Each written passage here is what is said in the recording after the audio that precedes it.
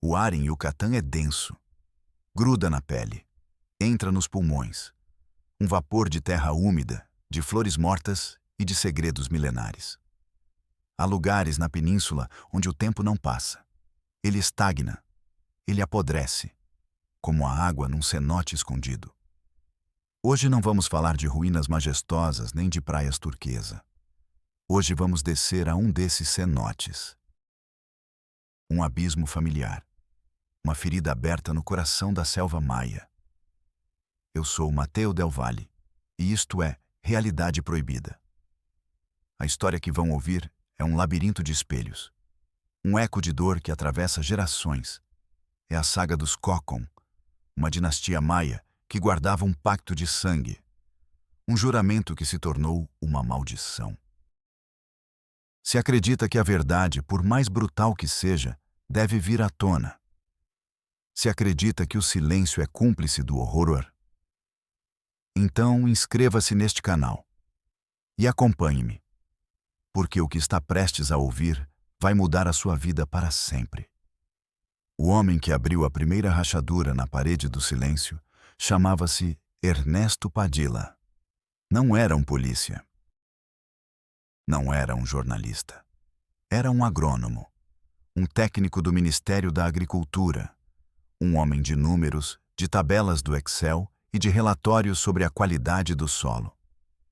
O seu trabalho era simples: visitar as comunidades rurais, medir a acidez da terra, recomendar fertilizantes, um trabalho monótono, repetitivo, seguro. Em 2018, enviaram-no para uma pequena comunidade perto de Tizimim.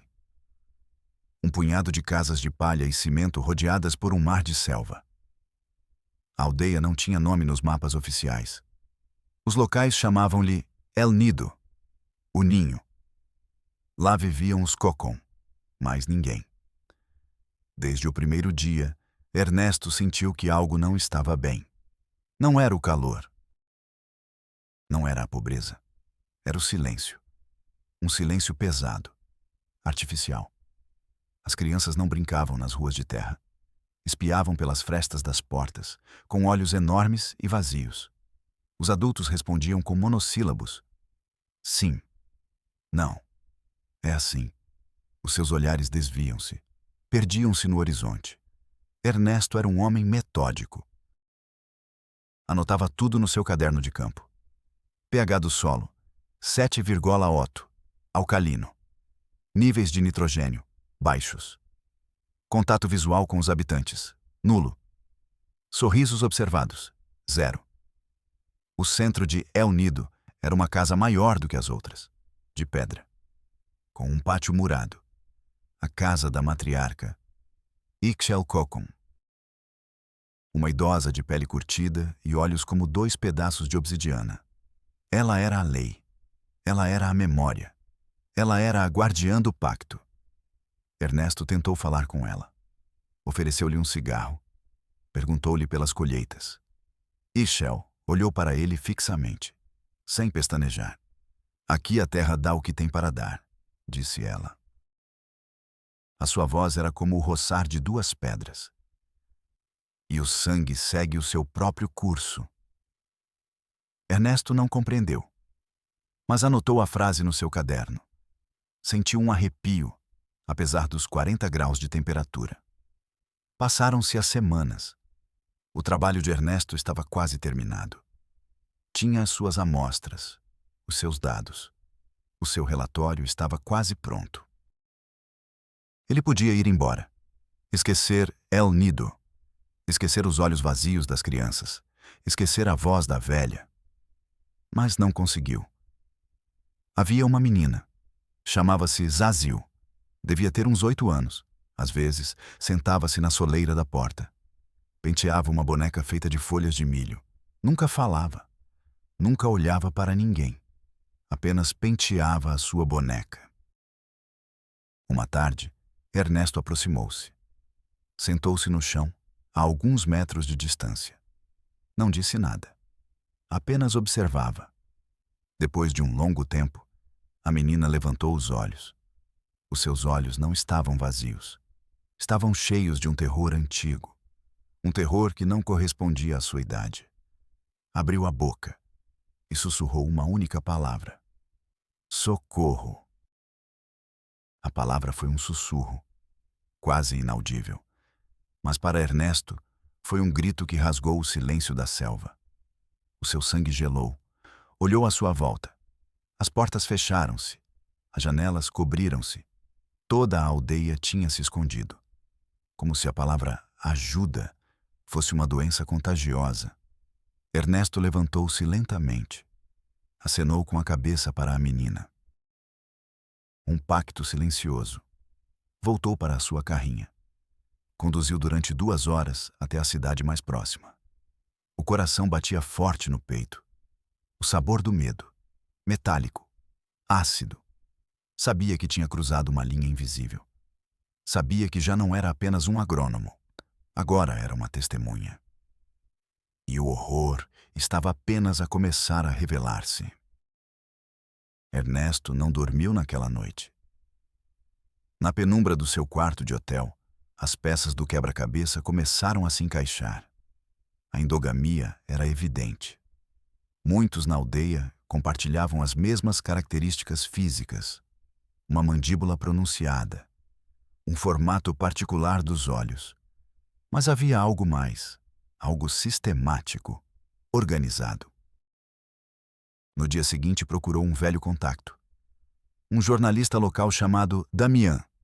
Encontraram-se num café barulhento. Ernesto falou em voz baixa. Contou-lhe tudo. O silêncio, os olhos das crianças, a matriarca, as palavras de Zazil. Damian ouvia, mexendo o café com uma colher. Não parecia surpreendido. Os Cocon, disse finalmente. A lenda diz que são descendentes diretos dos reis de Coba. Dizem que o seu sangue é puro, sagrado, e que fazem qualquer coisa para mantê-lo assim. Qualquer coisa. Essas 2 palavras ficaram pairando no ar. Damian contou-lhe a história. A que era sussurrada nos mercados, nas cantinas, a história que ninguém se atrevia a publicar. A tradição. O pacto. Quando um menino Cocon chegava à puberdade, era iniciado. Não nos mistérios da selva, não nos segredos da caça. Era iniciado no segredo da família. A matriarca, Ixchel, escolhia o casal, sempre dentro do mesmo sangue. Pais com filhas, irmãos com irmãs, tios com sobrinhas. Não era um ato de desejo, era um ritual. Uma cerimônia sagrada para preservar a pureza da dinastia. Um sacrifício para os deuses antigos que já ninguém se lembrava. Ernesto sentiu náuseas. O café revirou-lhe o estômago. Isso é monstruoso, balbuciou. Damian assentiu lentamente. Para nós, sim. Para eles, é a ordem do universo. A primeira iniciação documentada, segundo os rumores, foi a da própria Ixchel, quando tinha 13 anos. O seu pai, o patriarca da época, levou-a para o centro do pátio murado. Havia queimadores de copal, cânticos numa língua maia que quase ninguém falava mais. Ele disse-lhe que o seu corpo não lhe pertencia. Pertencia à linhagem, ao sangue, aos deuses. O grito da menina perdeu-se na imensidão da selva. Ninguém fez nada. A dor tornou-se um dever. O trauma tornou-se tradição. Ixchel não quebrou o ciclo. Ela aperfeiçoou. Tornou-se sua guardiã mais fervorosa, a suma sacerdotisa de um culto de agonia. Ernesto ouvia, paralisado. Cada palavra de Damian era um golpe. Ele podia ver o rosto de Zazil, o seu sussurro. Socorro! A menina não estava a pedir ajuda para si. Estava a pedir ajuda para a que viria depois. A sua irmã mais nova, Itzel, que estava prestes a completar 13 anos. A sua iniciação estava próxima. O horror não era uma lembrança. Era uma contagem regressiva. Ernesto sentiu uma onda de adrenalina e raiva. A imagem de Itzel, uma menina que ele não conhecia, ficou gravada na sua mente. Ele tinha que fazer alguma coisa. Tinha que detê-lo. O sistema. A primeira porta a que ele bateu foi a da Polícia Municipal de Tizimin, um prédio baixo com a pintura descascada pela umidade. Um ventilador de teto girava preguiçosamente, movendo o ar quente. O comandante responsável era um homem corpulento, com o uniforme suado. Ele ouviu a história de Ernesto com uma expressão entediada. Olhou pela janela. Bocejou. Quando Ernesto terminou, o comandante encolheu os ombros. "Senhor Padilla", disse ele, com uma voz pastosa. "O que o senhor diz são costumes. São pessoas da selva. Têm as suas próprias regras." Ernesto não conseguia acreditar no que ouvia. "São crianças", exclamou. "Estão a abusar de crianças." O comandante suspirou, como se estivessem a fazer-lhe perder tempo.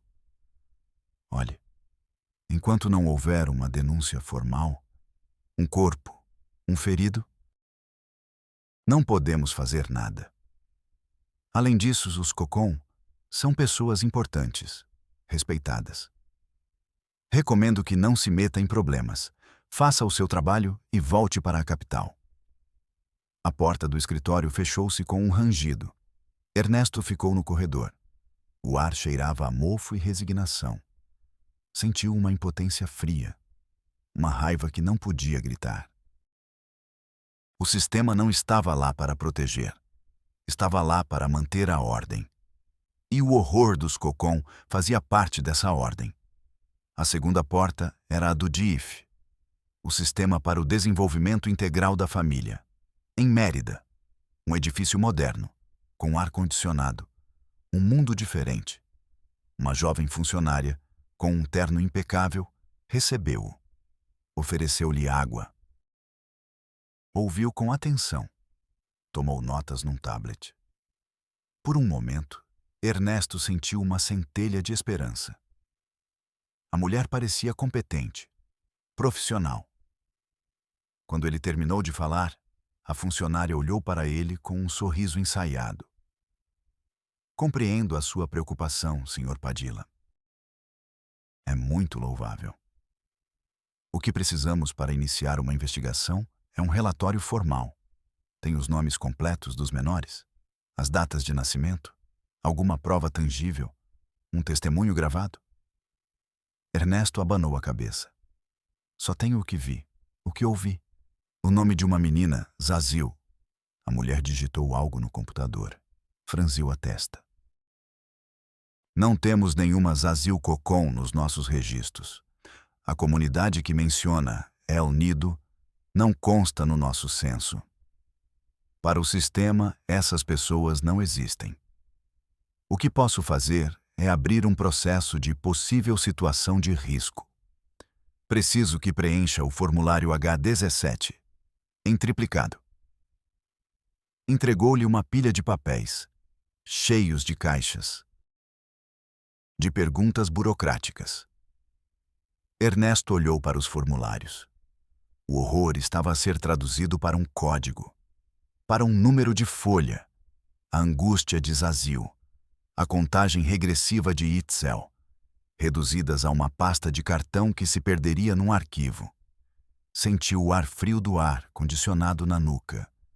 Um frio desumano. O frio da indiferença organizada. Não preencheu os papéis. Sabia que era inútil. Uma armadilha de tinta e carimbos. A pré-história desse horror era tão retorcida quanto as raízes das ceibas. Damián, o jornalista, lhe dera mais detalhes. A origem do pacto remontava ao final do século XIX, depois da Guerra das Castas, quando os maias rebeldes foram esmagados. Um líder Cocon, chamado A-Canu, reuniu os sobreviventes de sua linhagem. Levou-os para o interior da selva, para fugir do homem branco, para preservar sua cultura. Mas A-Canu estava quebrado. Tinha visto muita morte, muita traição. Ficou obcecado com a pureza. Acreditava que a mistura de sangue os havia enfraquecido. Ele instituiu uma nova lei. O sangue dos Cocon só se misturaria com o sangue dos Cocon, para criar uma nova linhagem. Forte, invencível. Um presente para os deuses que os abandonaram. No início, eram casamentos entre primos. Mas as gerações passaram. O círculo foi se fechando. O patrimônio genético empobreceu. E a loucura tomou conta. A obsessão pela pureza tornou-se uma religião. Uma religião da qual ninguém podia escapar. Cada criança que nascia com uma deformidade era vista como um castigo divino. Um sinal de impureza. Essas crianças desapareciam. Diziam que eram sacrificadas num cenote secreto. Uma oferenda para purgar o pecado. O povo vivia num estado de terror sagrado. Medo dos deuses. Medo da matriarca. Medo do próprio sangue que corria nas suas veias. Era uma prisão perfeita. Sem grades, sem guardas. Uma prisão mental construída com mitos e traumas. Ernesto voltou para El Nido. Contra todos os conselhos. Não sabia o que ia fazer. Só sabia que não podia abandonar Zazil, nem Itzel. Desta vez, a atmosfera era diferente. Já não era apenas silêncio. Era hostilidade. Olhares duros. Portas que se fechavam com força ao passar. Estavam a observá-lo, à espera. Encontrou Zazil no mesmo lugar, a pentear a sua boneca de milho. Mas desta vez, a boneca estava partida, desmembrada. Ernesto sentou-se à mesma distância. Ele já vem, sussurrou a menina, sem olhar para ele. A festa da Itzel.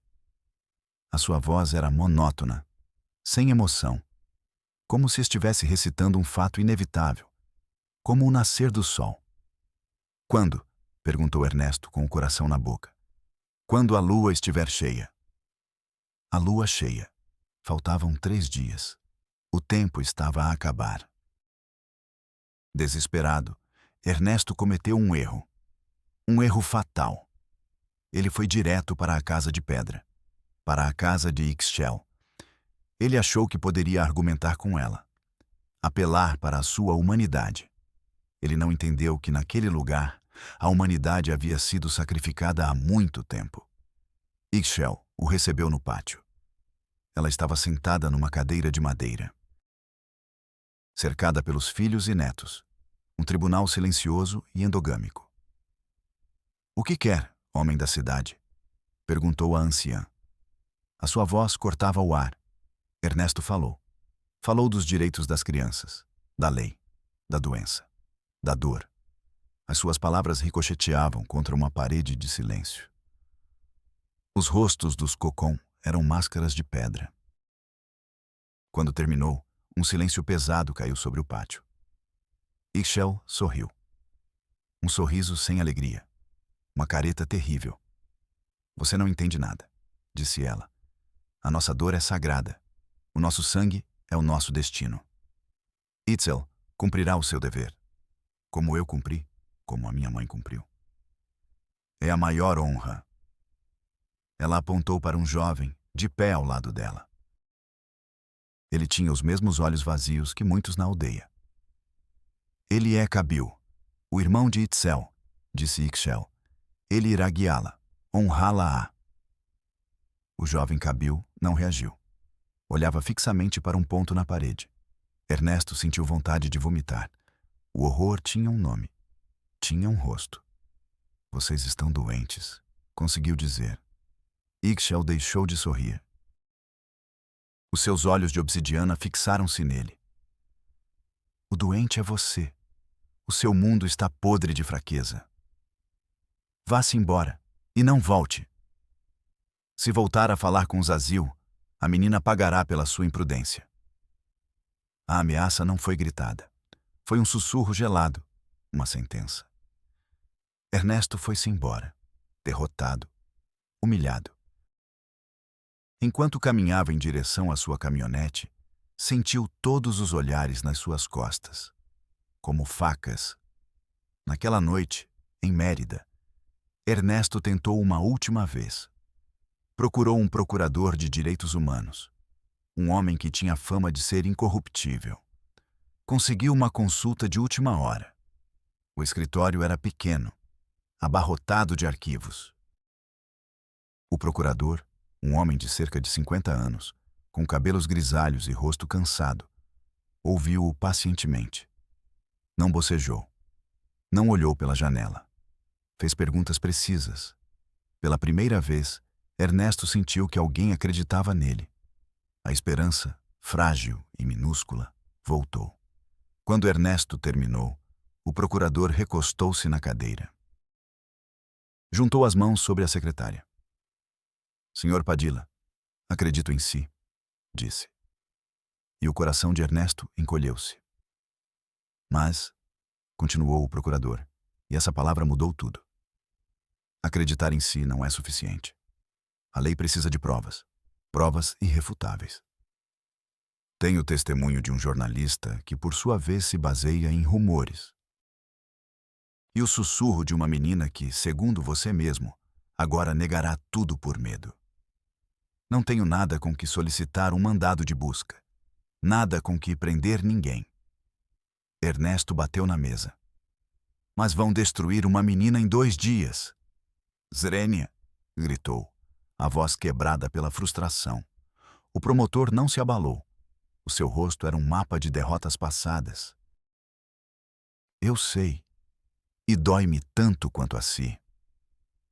Mas se eu entrar lá sem um mandado judicial sólido, o caso cairá em 2 minutos. Os advogados dos Cocom, porque eles têm e são bons, vão acusar-me de invasão de domicílio, de abuso de autoridade. A matriarca ficará como uma vítima do sistema opressor. E nunca, jamais, poderemos nos aproximar daquelas crianças. Ele se levantou e se aproximou de um mapa de Yucatán pendurado na parede. Apontou dezenas de pontos vermelhos. Cada um desses pontos é um ninho, uma comunidade fechada, com suas próprias leis, seus próprios horrores. O sistema não foi projetado para penetrar nessas paredes. Foi concebido para coexistir com eles. Lamento, Sr. Padilla. Tenho as mãos atadas. Ernesto desabou na cadeira. O ar escapou-lhe dos pulmões. Não era cinismo. Não era indiferença. Era algo pior. Era a lógica fria e esmagadora de um sistema concebido para falhar. Uma máquina perfeita para arquivar a tragédia. Saiu do escritório e caminhou sem rumo pelas ruas de Mérida. A lua quase cheia iluminava as fachadas coloniais. Uma beleza que lhe parecia obscena. Faltavam 2 dias. E ele estava sozinho. O sistema tinha-lhe virado as costas. A lei era um labirinto sem saída. A única pessoa que podia fazer alguma coisa era ele. Um simples agrônomo. Ele voltou para El Nido na noite de lua cheia. Não tinha um plano. Apenas um impulso desesperado. Deixou a caminhonete a 1 quilômetro de distância e caminhou pela selva. O som dos insetos era ensurdecedor. O ar mais denso do que nunca. Ele se aproximou da aldeia furtivamente. Da escuridão, viu a cena. O pátio da casa de pedra estava iluminado por tochas. Os Cocom estavam reunidos em círculo. Cantavam em voz baixa, um murmúrio hipnótico. No centro estava Ixchel, e à sua frente 2 figuras, Kabil e Itzel. A menina vestia uma túnica branca. Estava a tremer. O seu rosto era uma máscara de pânico absoluto. Ernesto sentiu que o mundo parava. Era isso. O ritual estava prestes a começar. E então, ele fez a única coisa que lhe ocorreu. Pegou o telemóvel e começou a gravar. Não sabia se adiantaria alguma coisa. Mas não podia ser apenas uma testemunha silenciosa. Tinha que haver um registro. Uma prova de que aquele horror tinha acontecido. A cerimônia começou. Ixchel levantou as mãos. O canto ficou mais forte. Kabil pegou a mão de Itzel. A menina tentou recuar. Soluçava. Um som abafado, patético. E naquele momento, Zazil, a irmã mais velha, fez algo inesperado. Saiu do círculo. Correu para Itzel. Abraçou-a. Não! Gritou. A ela não! Pela primeira vez, alguém quebrava o roteiro. O canto parou. O silêncio caiu como uma pedra. Ixchel olhou para Zazil com uma fúria gelada. Insolente, sibilou. 2 homens agarraram Zazil, a afastaram da irmã. A menina lutava, gritava, e o seu grito quebrou o feitiço.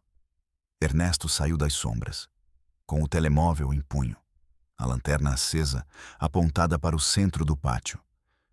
Deixem-nas em paz, gritou. A sua voz tremia, mas era firme. Os Cocons se viraram para ele. Seus rostos, iluminados pela luz artificial, eram grotescos. Surpresa, ódio. Por um instante, ninguém se moveu. O tempo congelou. Um homem da cidade contra uma dinastia milenar. Um telefone contra um ritual de sangue. E então, o caos se instalou. Ixchel gritou uma ordem em maio. Os homens lançaram-se sobre Ernesto. Ele correu. Correu pela sua vida através da selva. Os galhos arranhavam-lhe o rosto. As raízes faziam-no tropeçar. Ele podia ouvir os gritos dos homens atrás dele. Perto. Muito perto. Chegou à carrinha. Conseguiu ligar o motor bem quando o primeiro homem chegava à janela. Acelerou. Não olhou para trás. Dirigiu a noite toda, com o coração a mil e o vídeo do horror guardado no telemóvel. O vídeo mudou tudo. E não mudou nada. Com a gravação, o promotor finalmente pôde agir. Organizou uma operação. Dezenas de polícias, assistentes sociais, psicólogos. Chegaram a El Nido ao amanhecer. Mas era tarde demais. A aldeia estava vazia. As casas abandonadas. Os fogões frios. Os Cocons tinham desaparecido. Tinham sido engolidos pela selva, como se nunca tivessem existido. Não encontraram Ixchel. Não encontraram Kabil. Não encontraram Zazil. Não encontraram Itzel. Na casa da menina, sobre uma rede, encontraram apenas uma coisa: uma boneca feita de folhas de milho, intacta. O sistema declarou-os pessoas desaparecidas.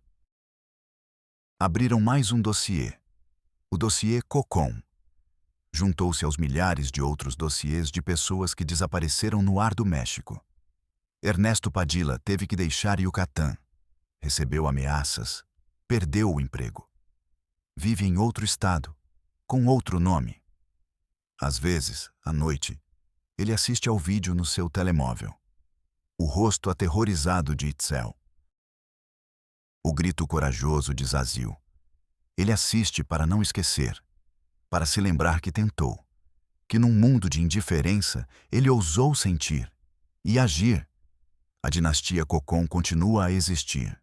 Em algum lugar da imensa selva, o pacto de sangue continua. O horror continua a perpetuar-se em silêncio. Porque o sistema não foi feito para encontrá-lo.